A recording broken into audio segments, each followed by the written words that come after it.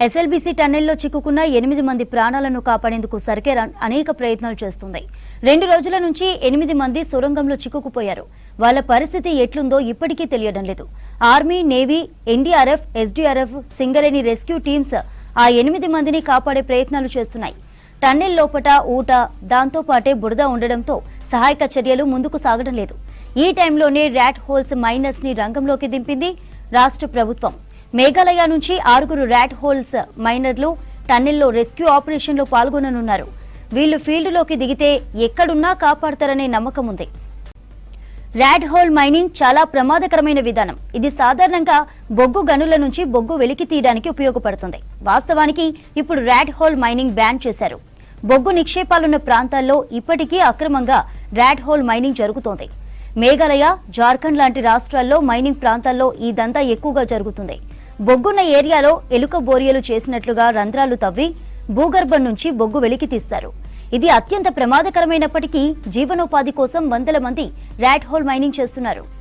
2019లో supreme court rat whole mining ఆక్రమమని, సురక్షితం కాదని ప్రకటించింది. 2023లో ఉత్తరాఖండ్ రాష్ట్రంలోని సిల్కియారా సొరంగంలో జరిగిన ప్రమాదంలో ర్యాట్ హోల్ మైనర్లతోనే కార్మికుల ప్రాణాలు విజయవంతంగా కాపాడారు. 41 మంది కార్మికులు 17 రోజులు సొరంగంలోనే చిక్కుకొనున్నారు. కేంద్ర రాష్ట్ర ప్రభుత్వాలు ఎన్ని ప్రయత్నాలు చేసినా కార్మికుల్ని సొరంగం నుంచి బయటకు తీసుకురాలేకపోయారు.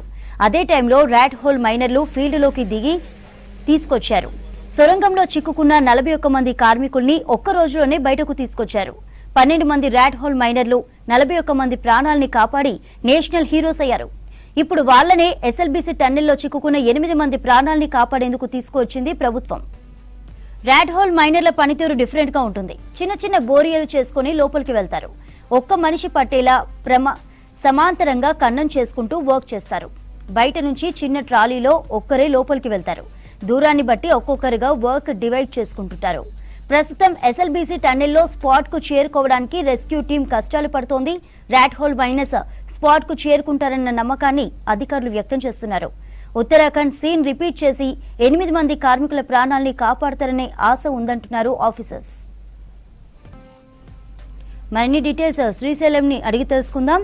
శ్రీశైలం, ఎస్ఎల్బీసీ టన్నెల్లో ర్యాట్ హోల్ మైనర్స్ రెస్క్యూపై అప్డేట్స్ అంటే? మైనర్స్ ఎస్ఎల్బీసీ టన్నెల్ వద్దకు చేరుకున్నారు. ఇప్పుడు ప్రభుత్వానికి చివరి అవకాశంగా ఈ ర్యాట్ హోల్ మైనర్సే కనిపిస్తున్నారు. ఎందుకంటే గతంలో 2023లో ఉత్తరాఖండ్లోని సిల్కియారా సొరంగంలో జరిగినటువంటి ప్రమాదంలో అక్కడ చిక్కున్నటువంటి కార్మికులందరినీ కూడా ఈ ర్యాట్ మైనర్సే బయటకు తీసుకొచ్చారు. అప్పుడు చిన్న చిన్న డిగ్స్ వేసుకొని వాళ్ళు లోపలికి వెళ్ళి ఒక్కొక్కరుగా లోపలికి వెళ్ళి వాళ్ళందరినీ కూడా బయటకు తీసుకొచ్చి నేషనల్ హీరోస్గా కూడా వాళ్ళు నిలిచిన సంగతి మనకు తెలుసు. ఇప్పుడు అదే మనకు ఆధారం అవుతోంది. గత 2 రోజుల నుంచి కూడా ఎస్ఎల్బీసీ సొరంగ మార్గంలో 8 మంది కార్మికులు చిక్కుకుపోయారు. వాళ్ళని బయటకు తీసుకొచ్చేందుకు ప్రభుత్వం అన్ని రకాల ప్రయత్నాలు చేస్తోంది. ఇటు ఎన్డీఆర్ఎఫ్, ఎస్డీఆర్ఎఫ్తో పాటు నేవీ, ఆర్మీ, దాంతోపాటు హైడ్రా సిబ్బంది కూడా అక్కడికి చేరుకొని సహాయక చర్యల్లో పాల్గొంటున్నప్పటికీ కూడా వారిని బయటకు తీసుకొచ్చేటువంటి ఏ మార్గం కూడా కనిపించట్లేదు. బురద, నీరు ఈ రెండు కూడా ప్రధాన అడ్డంకిగా మారాయి.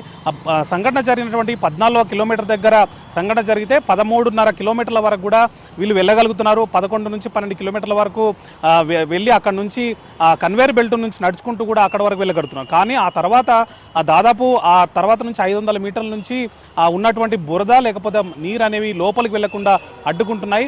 మరోవైపు ఎప్పటికప్పుడు నీటిని తోడుతున్నప్పటికీ కూడా ఎప్పటికప్పుడు ఊరుతున్నటువంటి ఊట నీరుతో సమస్య వచ్చిపడని చెప్పుకోవచ్చు. ఆ సమస్య కారణంగానే ఎట్లాంటి ప్రయత్నాలు చేసినా కూడా అవి ఫలించడం లేదు. ఈ వరద నీరు వస్తున్నా కొద్దీ కూడా బయటకు తోడుతున్నా కొద్దీ కూడా మళ్ళీ ఊరుతూనే ఉంది. దీంతోనే ప్రమాదం నుంచి ఎవరైతే చిక్కున్నారో వాళ్ళ నుంచి బయటకు తీసుకొచ్చేటువంటి మార్గం అనేది కనిపించడం లేదు. ఇప్పుడు రాష్ట్ర ప్రభుత్వం ఏదైతే ఉత్తరాఖండ్ ప్రభుత్వం 2023లో అమలు చేసిందో అదే వ్యూహాన్ని కూడా అమలు చేస్తుందని చెప్పుకోవచ్చు. ర్యాట్ హోల్ మైనింగ్ అనేటువంటి విధానాన్ని ఇప్పుడు వ్యూహాన్ని అమలు చేస్తోంది. అందుకే ఆ ర్యాట్ హోల్ మైనర్ను కూడా ఇక్కడికి తీసుకొచ్చారు. వాళ్ళు పని ప్రారంభించి లోపలికి వెళ్తే ఖచ్చితంగా బయటకు తీసుకొస్తారనేటువంటి నమ్మకం ఉంది. గతంలో 41 మందిని సురక్షితంగా ఉత్తరాఖండ్లో బయటకు తీసుకొచ్చినటువంటి ఉదాహరణ కూడా కనిపిస్తున్న నేపథ్యంలో ఇప్పుడు ఈ 8 మందిని కాపాడేందుకు ఇది ఒకే ఒక అవకాశంగా భావిస్తున్నారు. వీళ్ళు ర్యాట్ హోల్ మైనింగ్ విధానంలో చిన్నటువంటి ఎలుకల బొరియల్లాగా చేసుకొని లోపలికి వెళ్తారు. చిన్న సైజులో బొరియలు చేసుకొని దాదాపు 4 మీటర్ల వెడల్పు మాత్రమే ఉంటుంది. లోపలికి డిగ్గింగ్ చేసుకుంటూ వెళ్తూ ఉంటారు. వాళ్ళను ఎక్కడైతే సంఘటన జరిగిందో ఆ సంఘటన ప్రదేశానికి ఈ బొరియల్లోంచి వెళ్ళి వాళ్ళందరినీ సురక్షితంగా బయటకు తీసుకురావాలనేటువంటి వ్యూహం ఇప్పుడు అమలు చేయబోతున్నారు. దీని మీదనే ప్రభుత్వం కూడా ఆశలు పెట్టుకుంది. ఈ ర్యాట్ హోల్ మైనర్స్ వాళ్ళని బయటకు తీసుకురాగలిగితే ప్రభుత్వం ఊపిరి పీల్చుకుందని చెప్పుకోవచ్చు. దీని మీద ఆశలు కూడా పెట్టుకుంది. మరోవైపు అటు కుటుంబ సభ్యులు కానీ లేకపోతే ప్రమాదం జరిగినప్పుడు అక్కడ ఉన్నటువంటి అధికారులు కానీ లేకపోతే ప్రాజెక్ట్ చేపట్టినటువంటి సంస్థ వాళ్ళందరూ కూడా టెన్షన్తో ఉన్నారు. కార్మికులను ఎప్పుడు బయటకు తీసుకురావాలి, ఎలా బయటకు తీసుకురావాలి, ఈ ర్యాట్ హోల్ మైనింగ్తోని బయటకు వస్తారన్నటువంటి ఆందోళన మాత్రం వాళ్ళు లేకుంది. అయితే రాష్ట్ర ప్రభుత్వం మాత్రం ఇది చివరి అవకాశంగా కనిపిస్తోంది. వాళ్ళను బయటకు ఖచ్చితంగా ఈ ర్యాట్ హోల్ మైనింగ్తో ఖచ్చితంగా వాళ్ళు బయటకు వస్తారనేటువంటి నమ్మకం ప్రభుత్వం పెట్టుకుంది. దానికోసమే ప్రయత్నాలు చేస్తోంది. వీరికి తోడు ఇటు ఆర్మీ మరియు నేవీ సిబ్బంది కూడా వారికి సహకరిస్తున్నారు. ఇది తాజా పరిస్థితి. Vote studio.